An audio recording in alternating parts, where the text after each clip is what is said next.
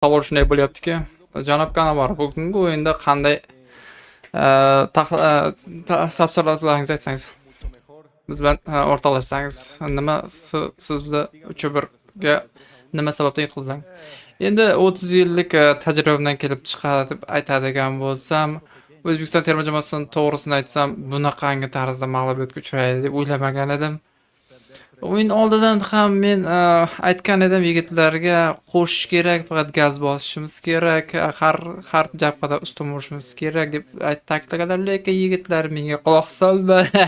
Quloq solmay bilgan ishlarni qilishdi. Maydonda nimadir yetishmadi, bilmadim. Balkim stadionning kattalik qildimi bilmadim. Ha, biz endi ko'p o'sha o'yinlar o'tkazdik. To'g'ri, bu o'yin bu safargisi juda boshqacha bo'ldi.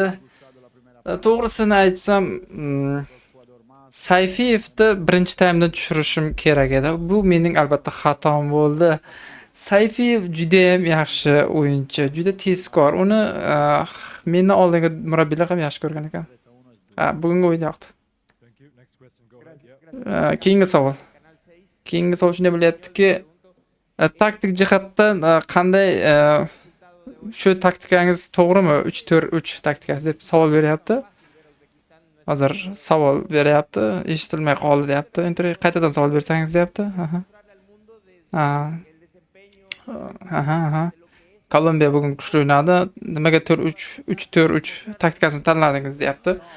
Endi men to'g'risini aytsam 4-3-3 yoki bo'lmasa 4-5-1 Eldor Shomurodovni bitta o'zini hujumga qo'ymoqchi bo'ldi. Qarasam foydasi yo'q ekan.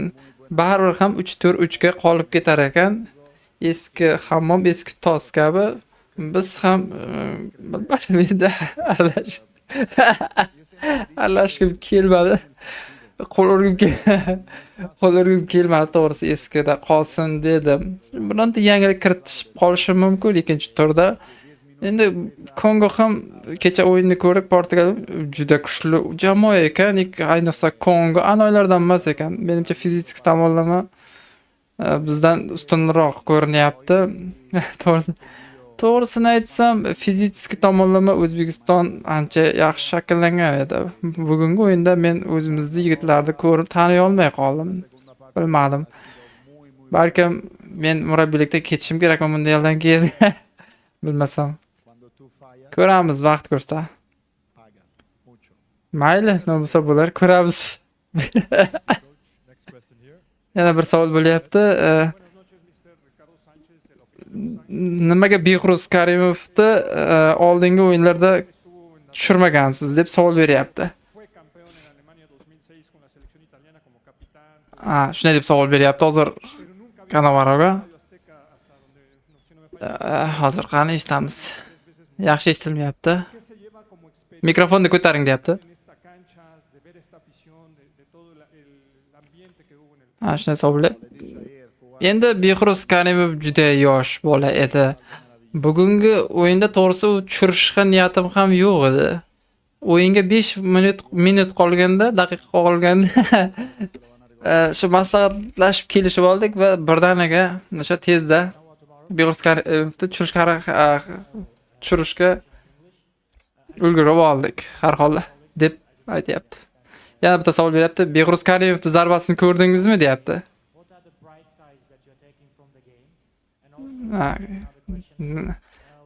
Uning zarbasi hali hamon stadion menimcha agar gol bo'lganda dunyoning eng zo'r gollaridan birinchisi bo'lar edi deyapti.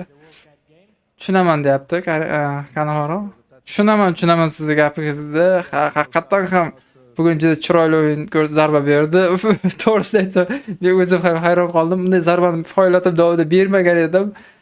Darvozaga tepgan zarbasi haqiqatan ham shtangaga tegdi. Shtanganing ovozi hali hamon qulog'imda chalinyapti.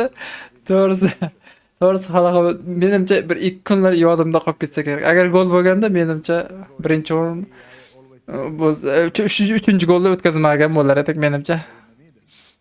Behruz Karimovga men o'zim tayinlagan edim. Uzoqdan zarba berib tur deb. Endi Sayfiyevga keladigan bo'lsak, to'g'risi chap qanotda ja do'ndirib ham yugurmadi, to'psiz yugurdi.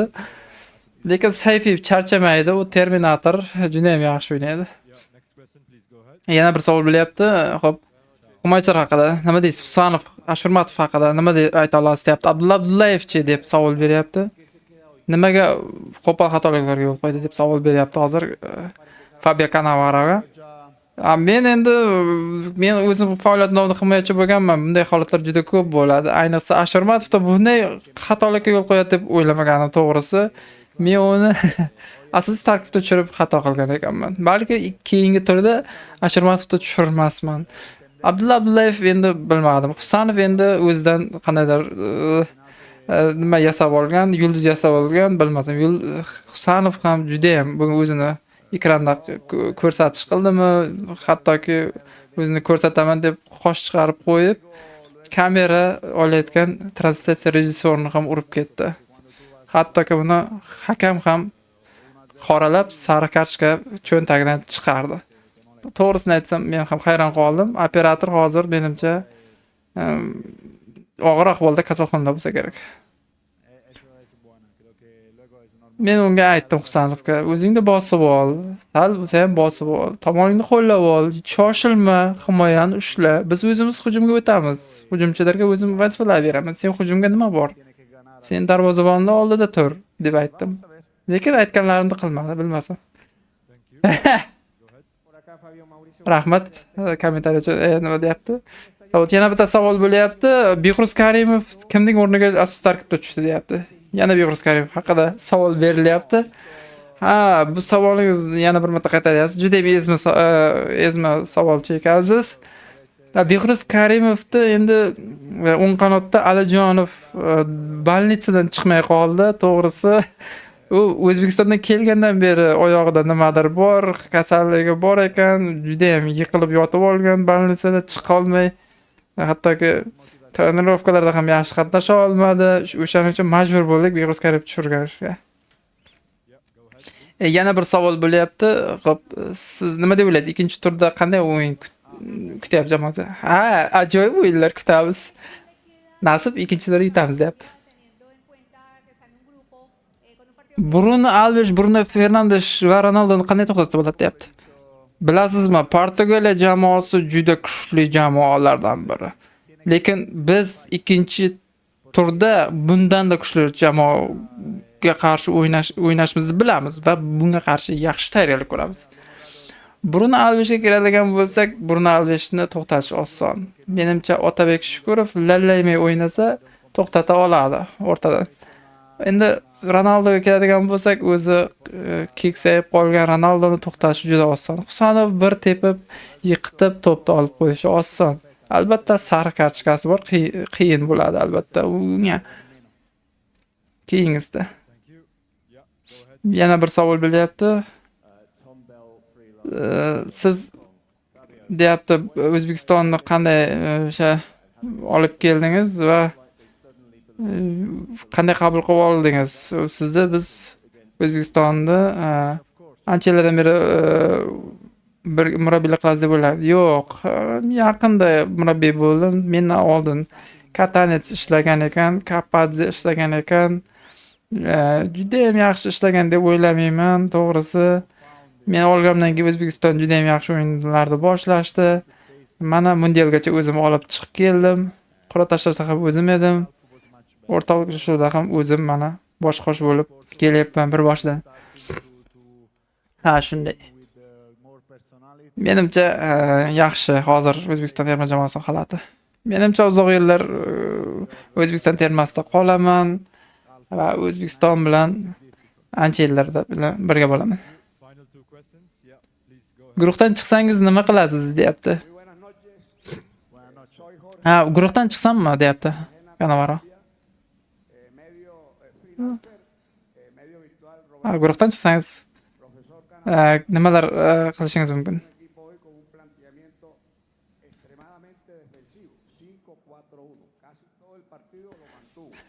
Ha,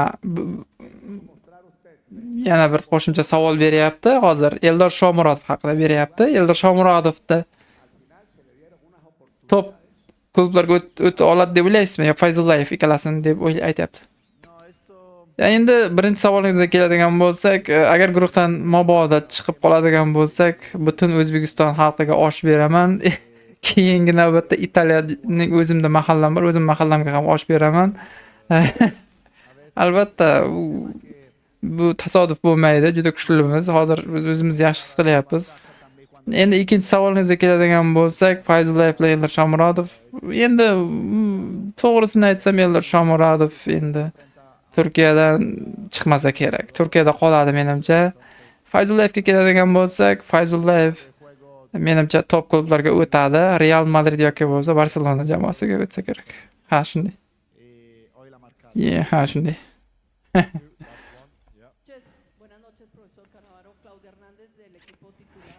Yana bir savolim bor deyapti. Hakamlar to'g'risida nima deya olasiz deyapti. Hakamlar, bugungi hakam. Kolumbiyaga qarshi o'sha yon bosmadimikan deb savol beryapti. Endi hakam haqiqatan ham o'zga dunyo, biz unga aralasha olmaymiz, to'g'risi. Men hakamlardan juda noroziman, to'g'risi. Bunday rasvo hakamni qo'yishiga men qarshiman.